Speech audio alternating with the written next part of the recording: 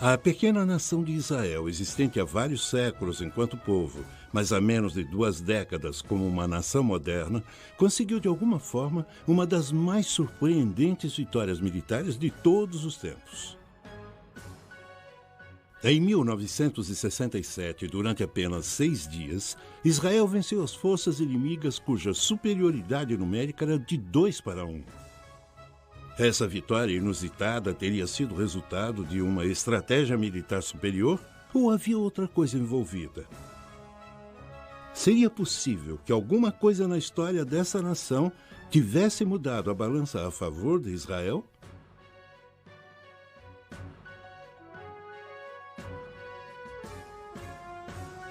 Dada a moderna tecnologia militar, como seria possível tal vitória milagrosa? O atual tumulto no Oriente Médio seria um resultado direto dessa vitória?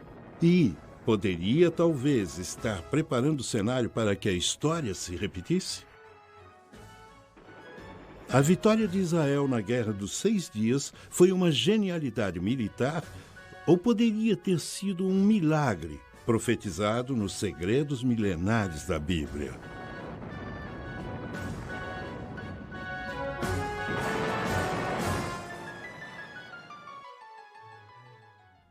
Bíblicas poderão chocar e surpreender. Segredos Milenares da Bíblia, Série 2. A Guerra dos 6 Dias. Foi a Guerra dos 6 Dias um milagre? No final de maio de 1967, Nasser, presidente do Egito, ameaçava Israel de total aniquilação. A União Soviética e os Estados Unidos se posicionaram em defesa de seus respectivos aliados. Os soviéticos vinham suprindo o Egito e seus vizinhos árabes com armamentos e apoio, e os Estados Unidos firmaram sua posição ao lado de Israel, mas ninguém acreditava que a pequena Israel pudesse enfrentar um ataque maciço de seus vizinhos árabes. Ninguém a não ser Israel. Nasser recebera o que acreditava ser informações confiáveis sobre o movimento das tropas de Israel que estariam se concentrando na fronteira da Síria, mas essa informação provou ser completamente falsa. Talvez o aspecto menos conhecido dessa teoria da conspiração seja o envolvimento da União Soviética.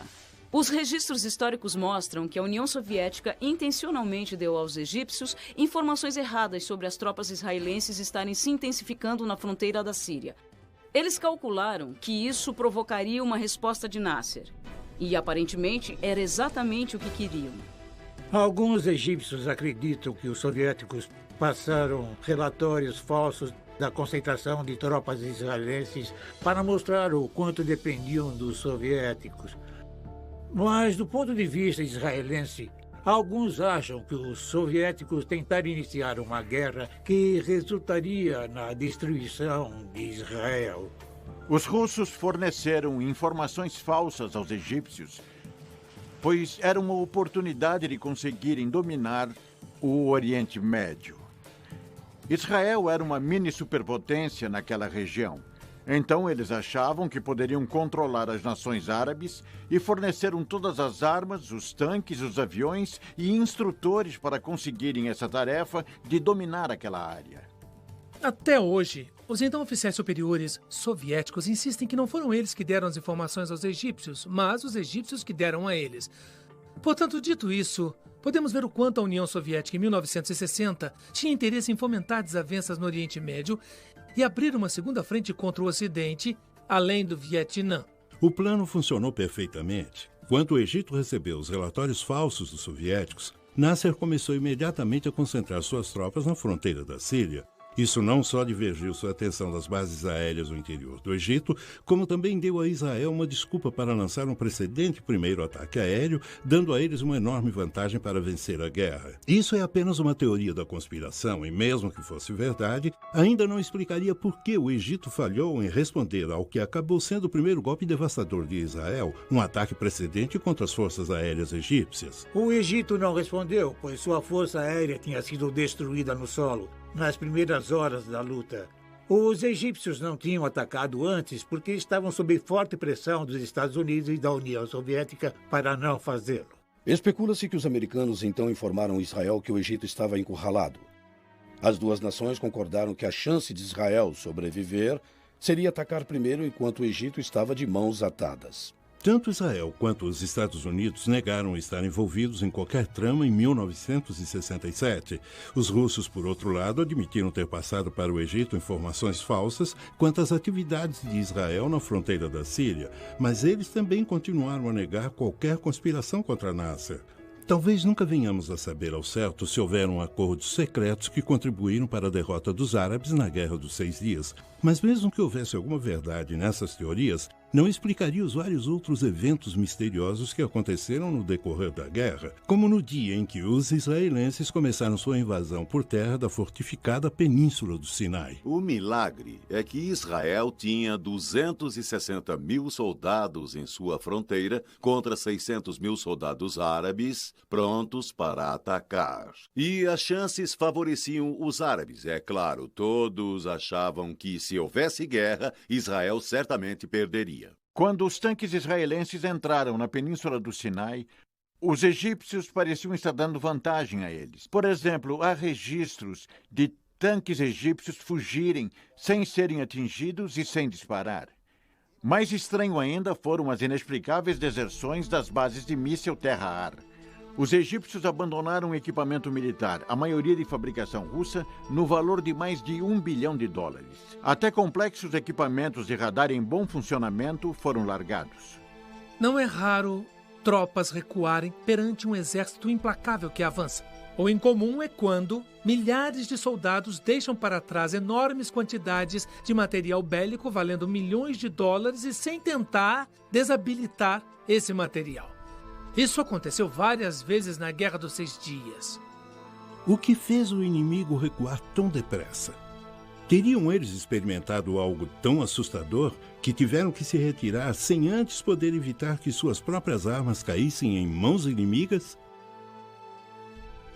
Depois de sua derrota na Guerra dos 6 Dias, os líderes árabes foram criticados pelos amigos e aliados. Como puderam ser derrotados tão facilmente e tão depressa também pelas forças de combate israelenses? O presidente egípcio Nasser continuou culpando a intervenção americana no conflito pela derrota do Egito.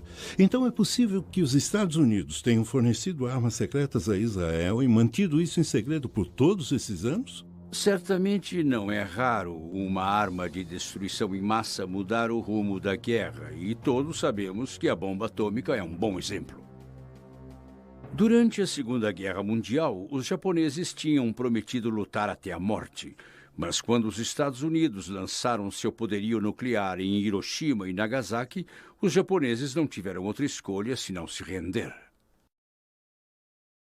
Quando os Estados Unidos lançaram a bomba atômica, não era mais segredo. Isso provou que eles não só a possuíam, mas estavam prontos para usá-la. Que tipo de arma secreta Israel poderia ter lançado em total silêncio nos árabes, sem que eles suspeitassem?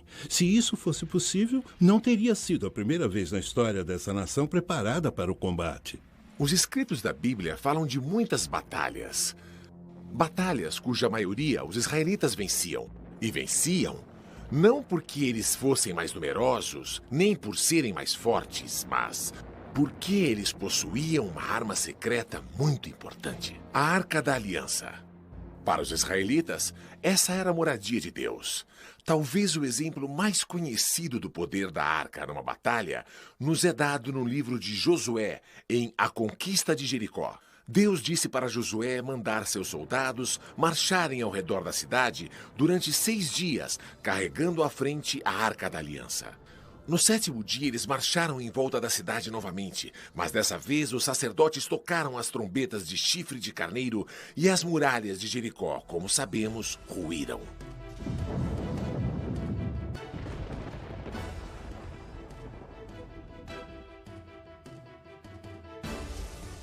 A Arca da Aliança foi perdida há milhares de anos, então não tem como ela ter tomado parte na vitória. Mas eu acho que havia uma arma secreta, provavelmente fornecida pelos Estados Unidos. Os americanos devem ter passado informação da inteligência aos israelenses, mas negam terem feito alguma coisa além disso. As alegações sobre arma secreta eram totalmente infundadas. Embora os árabes dissessem que Israel tinha armas secretas que acabaram por decidir a guerra, eles não tinham armas nucleares atômicas secretas de larga escala. No entanto, utilizou armas inovadoras antissecretas em seus ataques. Na Batalha de Jerusalém, por exemplo, os bunkers israelenses que estavam de frente para os jordanianos tinham mísseis superfície secretos. E assim que os jordanianos começaram a bombardear o oeste de Jerusalém israelense, esses mísseis conseguiram arrasar, em questão de minutos, os bunkers jordanianos. Se as teorias da conspiração não podem explicar a surpreendente vitória de Israel na Guerra dos 6 Dias e não havia nenhuma arma secreta, devemos procurar outra opção.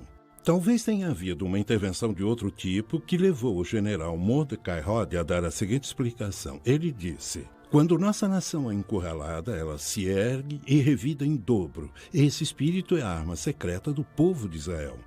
A força e a coragem do povo israelita certamente tiveram muito a ver com a sua vitória milagrosa. Mas teria havido outra força atuando no conflito? Uma força sobrenatural? Seria possível que os grandes profetas do passado de Israel estavam para receber o que lhes é devido? E quem confirmaria essa intervenção milagrosa? Os israelitas ou os árabes? Por milhares de anos, o povo israelita foi espalhado pelas nações frequentemente mais hostis do mundo. No entanto, uma esperança e uma herança em comum o mantiveram unido, apesar da fé e a coragem do povo judeu terem sido testadas ao limite extremo e além. O ano que vem, em Jerusalém, foi o laço comum que uniu geração após geração a duradoura esperança de retornarem à sua terra natal. Talvez por causa disso, o espírito coletivo e resoluto dos israelitas se endureceu como aço, tornando-os um dos guerreiros mais destemidos da terra. Isso explicaria como eles superaram os terríveis desafios para vencerem a Guerra dos 6 Dias? Talvez, mas também pode ter havido outra explicação. Estou convencido de que houve intervenção divina na Guerra dos 6 Dias. Comparando os dois exércitos, o seu tamanho, o número de soldados e comparando também o impressionante maquinário, você vê que era impossível isso ter acontecido sem uma ajuda externa. Israel era uma nação contra um mar de estados árabes. Parecia que iríamos perder e deixar de ser uma nação entre nações. Quando vencemos, especialmente quando liberamos a cidade sagrada de Jerusalém, não tínhamos a menor dúvida que essa era mesmo uma guerra, uma vitória projetada por Deus. Vários acontecimentos da Guerra dos 6 Dias são muito difíceis de explicar. Parecem pertencer mais a um âmbito sobrenatural do que natural. Sempre pareciam estar atuando a favor de Israel. Um cabo feminina estava num jipe com o comandante do regimento de uma unidade de blindados quando viu imediatamente surgir um fogo imenso em seu caminho. O comandante não conseguia ver nada, e a moça, pensando que os óculos dele estivessem cobertos de areia, gritou para que ele desviasse para o lado. Ele se convenceu do perigo, pois conhecia a moça o bastante para confiar em seu julgamento, embora não visse nada no caminho. Mesmo assim, desviou para uma outra passagem que surgiu entre as dunas. A coluna de veículos atrás deles os seguiu. Apenas um jipe continuou no caminho original. De repente, houve uma terrível explosão e fogo. O jipe que continuou no caminho tinha entrado num campo minado dos egípcios. Esse seria apenas um exemplo fortuito das areias do deserto pregando peças na visão de alguém? Ou o cabo de fato teve uma visão que a avisou do perigo à frente? O mais importante é por que essa guerra estava repleta de tantos exemplos de acontecimentos inexplicáveis que agiram em favor de Israel. O real milagre da Guerra dos 6 Dias foi que entre 31 de maio e 5 de junho de 1967, as condições favoráveis que quase garantiram uma vitória árabe derreteram como gelo sob o sol do meio-dia. E Israel subitamente emergiu vitoriosa. Para a surpresa de todos, acho que o poderio ocidental e todo mundo ficou totalmente chocado com a vitória após ter examinado o mecanismo da vitória de Israel. Descobriram que houve vários milagres. Surgimento de soldados que não deveriam estar lá, aparições milagrosas, como descrito por homens como Gerson Salomão, do Monte do Templo, de soldados com uniformes brancos que afugentaram os sírios. ele conta a história de como eles salvaram sua vida. E mais tarde, ninguém conseguiu explicar aqueles soldados com uniformes brancos. Israel é um milagre. E como Deus aparece nos campos de batalha e na história de 4.000 anos, é um milagre. Na batalha que levou à Guerra dos 6 Dias, na fronteira de Israel com a Síria, fui muito ferido durante uma batalha longa e muito difícil. Um tanque me atropelou, então eu fiquei estirado no chão, quase morto.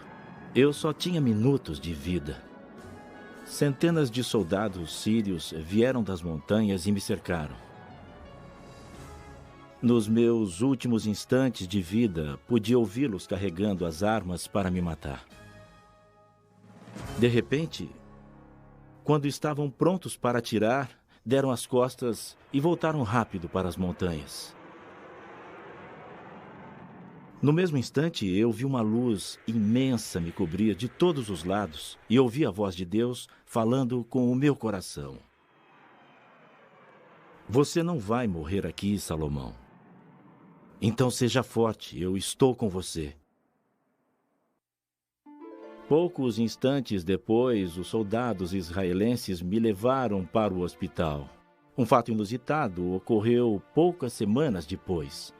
Observadores das Nações Unidas, que acompanharam a batalha entre os sírios e a minha unidade, vieram me encorajar e disseram: nós perguntamos aos oficiais árabes que comandaram a batalha contra a sua unidade por que não atiraram no oficial israelense quando tiveram a chance, e eles responderam: não pudemos matá-lo porque quando estávamos prontos para atirar, de repente, apareceram milhares de anjos.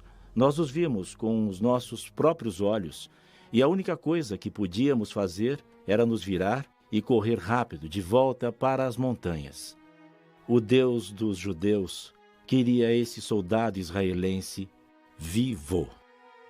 Outro grande milagre aconteceu no Sinai, quando um soldado israelense que tinha perdido a sua unidade e estava sozinho, de repente viu uma unidade militar de milhares de egípcios.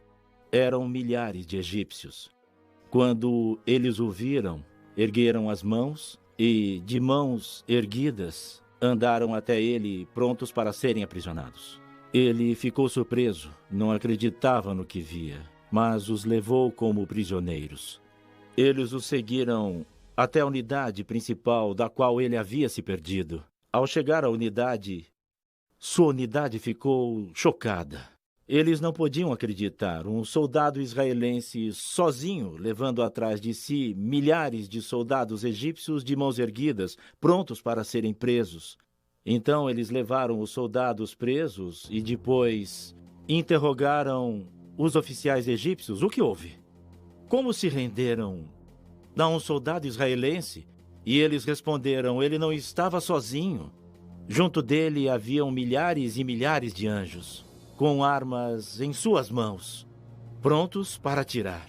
E eles disseram: estamos prontos para lutar contra soldados israelenses, mas não estamos preparados para lutar contra os anjos de Deus. Comparando os dois exércitos, seu tamanho, o número de soldados e também comparando o seu maquinário, vê-se que jamais poderia ter acontecido sem uma ajuda externa. Se olharmos as Escrituras, nós vemos que Elias também esteve rodeado pelo inimigo a um dado momento. Seu servo disse: o que vamos fazer? Ele disse: Senhor, abra os olhos dele. De repente, seus olhos se abriram para os seres sobrenaturais. E o mesmo é verdade nessa guerra.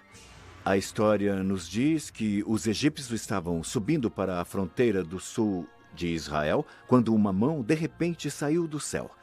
Então eles ficaram com muito medo e fugiram. E essa história foi contada pelos egípcios, que disseram que algo sobrenatural havia acontecido. Essas não são apenas histórias místicas de livros. Isso é realidade na vida de Israel. Teria sido isso que o Senhor tinha em mente quando disse ao povo judeu em Levítico 26, versículos 7 e 8? Perseguireis os vossos inimigos, que cairão à espada diante de vós. 5 de vós perseguirão 100, e 100 dos vossos perseguirão 10.000. Tal ocorrência deixaria pouca dúvida quanto a quem era o seu protetor. Desde 1948, Jerusalém, o centro da fé judaica e sagrada para o cristianismo e o islã, tem sido uma cidade dividida. Israel controlava a metade ocidental da cidade e a Jordânia retinha o controle da metade oriental, que era a cidade antiga. Em 5, 6 e 7 de junho, houve uma briga ferrenha à volta toda do flanco oriental da cidade antiga. Mas na manhã do dia 7 de junho, o terceiro dia da guerra, as armas dos jordanianos se calaram. O general Uzi Narquis, da Força de Defesa Israelense, liderava o ataque. Ele conta que no quarto dia, uma calma sinistra pairou sobre a cidade. No início, ele chegou a pensar que fosse uma armadilha, mas os batedores confirmaram que a cidade estava vazia. Os jordanianos tinham saído na noite anterior, deixando todo o equipamento, e os israelenses, sem sequer atirar, entraram na cidade. Tomaram o monte do templo e alcançaram o muro ocidental. Quando os soldados israelenses entraram na antiga cidade de Jerusalém, não conseguiram acreditar no que viam. Lá perante eles estava o Muro das Lamentações, a única parede restante do segundo antigo templo que tinha sobrevivido à história da castigada região. Em 1948, os árabes tinham lacrado a antiga cidade e os judeus foram impedidos de entrar nesse lugar, o lugar mais importante do mundo para esse povo. Ali eles podiam agradecer e orar para o Deus que havia cuidado deles por milhares de anos. Nem todos os soldados israelenses acreditavam nisso. Alguns tinham pouco ou nenhuma convicção religiosa. Mas mesmo os incrédulos perceberam que algo importante havia ocorrido. Havia um significado especial na conquista milagrosa desses grandes trechos de terra, a mesma terra que os antigos escritos prometeram aos descendentes de Abraão? E a profecia da Bíblia teria sido cumprida quando Israel tomou posse de Jerusalém? O aspecto mais importante da Guerra dos 6 Dias foi o fato de Jerusalém ter sido unificada. Jerusalém tinha sido arrasada 20 vezes, mas nunca tinha sido dividida até 1948. E muitos dos profetas falaram sobre a unificação de Jerusalém que aconteceu na Guerra dos 6 Dias. A importância da recuperação de boa parte da terra prometida na Guerra dos 6 Dias é a realização de antigas profecias da Bíblia. Os escritos contam que os judeus seriam espalhados pelo mundo em 3 ocasiões diferentes. Também previram que a cada vez os judeus voltariam para Jerusalém. 2 das 3 voltas foram em tempos bíblicos. A terceira ocasião é a mais significativa e começou com a retomada de Jerusalém na Guerra dos 6 Dias. Muitos estudiosos da Bíblia acreditam que a entrada em Jerusalém em 11 de junho marcou o início do final dos tempos na Terra. A profecia da Bíblia, final dos tempos, se refere ao período de desastres cataclísmicos naturais, fome e guerra que iriam preceder o fim do mundo. Esses eventos, então, levarão a um conflito final, a uma batalha pavorosa, o Armagedom. O presente retorno de Israel seria o começo da derradeira e última reunião dos judeus em Jerusalém? Seria mais um elo da grande cadeia de eventos que prepararam o caminho para o final dos tempos? Para muitos, a preocupação mais imediata é o efeito que o contínuo conflito no Oriente Médio está tendo nas nações do mundo, especialmente a Rússia. Eventos recentes indicam que o adormecido gigante da Guerra Fria foi acordado e está claramente disputando uma posição de autoridade hoje no Oriente Médio. Quando a Guerra Fria terminou e o bloco soviético se fragmentou, não demorou muito para que a sua influência no Oriente Médio retrocedesse. Então, no início de 1990, a Rússia decidiu retomar sua tradicional posição no Oriente Médio, buscando uma política independente. Isso, às vezes, envolve apoiar regimes tidos pela América como perigosos. Ou seja, os aliados da Rússia na região se tornaram inimigos da América. Em anos recentes, as tentativas de se levar paz duradoura ao Oriente Médio têm continuado, mas sim do que não, elas desabam sob o peso do antigo conflito. Por outro lado, estudiosos da Bíblia argumentam que cada vez mais as antigas profecias relativas a Israel estão sendo cumpridas. Isso significa que a Bíblia nos dá um mapa confiável do que esperar a seguir nessa região? Desde a sua vitória milagrosa na Guerra dos 6 Dias, Israel tem mantido uma posição tenaz nessa antiga cidade na colina. De fato, grande parte das terras pelas quais Israel lutou durante o conflito permanece sob seu controle. Mas por quanto tempo? Hoje, o Estado de Israel vive sob uma nuvem de constante ameaça de destruição por parte de outro de seus vizinhos árabes, o Irã. Pode esse pequeno Estado e as outras nações do mundo esperar por mais um milagre? Talvez a resposta ainda seja encontrada entre os segredos milenares da Bíblia.